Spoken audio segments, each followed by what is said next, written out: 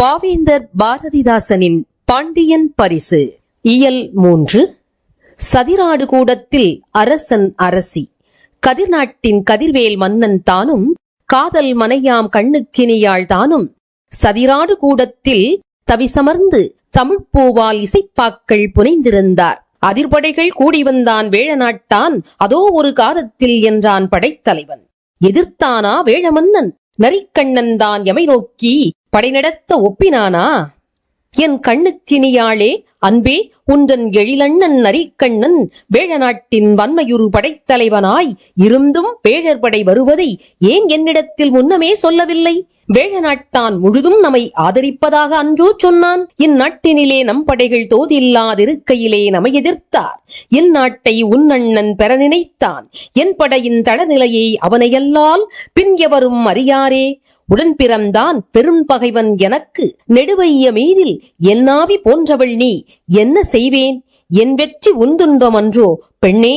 மன்னவன் நான் என்னை நம்பி வாழுகின்ற மக்கட்கோ என் கடமை ஆற்ற வேண்டும் என்று பலவாறு உரைத்து நின்றான். அங்கே எதிரினிலே அரசனது கட்டளைக்கு நின்றிருந்தான் படைத்தலைவன். அமைச்சன் நின்றான். நெடுவிழியிர் கனல் சிந்த அரசி சொல்வாள், முன்னொரு நாள் என் அண்ணன் இங்கு வந்தான், ஏதேதோ முழிந்திட்டான். என்னிடத்தில் அன்னவற்றின் பொருள் இந்நாள் அறியலானேன். அழகிய என் திருநாட்டை அவன் பறிக்க திட்டமிட்டான். மணவாளா, உன்றன் ஆணை, திருநாட்டின் மீதானை, இந்நாட்டின் கண் மட்டற்ற மகிழ்ச்சியுடன் வாழுகின்ற மக்கள் மேல் எனக்குள்ள அன்பின் ஆணை. விட்டேனா அன்னவனை? அண்ணன் அல்லன், விரைவினிலே பொற்களத்தை அடைவேன். எந்த வட்டத்தில் அவனுண்டோ அங்கன்னோனை மாய்த்திடுவேன், அல்லது நான் அவனால் மாய்வேன். என் அண்ணன் இந்நாட்டில் நுழைவதாயின் என் உயிரில் நுழைந்ததன் பின் நுழைக.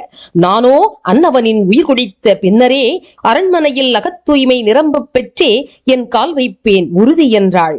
ஓடி எதிரில் உருபடை வீடு சென்று மீண்டே என் அண்ணன் எங்குள்ளான் அங்கே செல்க என்றாள். தேர் ஏறினாள் எரியும் கண்ணாள். துணையாக ஒருபடையும் அவளின் தேரை தொடர்ந்தது தன் நிழல் போலே.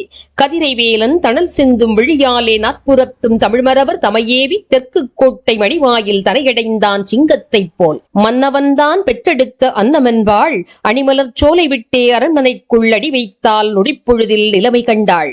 இதுவரை கேட்டது பாவேந்தர் பாரதிதாசனின் பாண்டியன் பரிசு.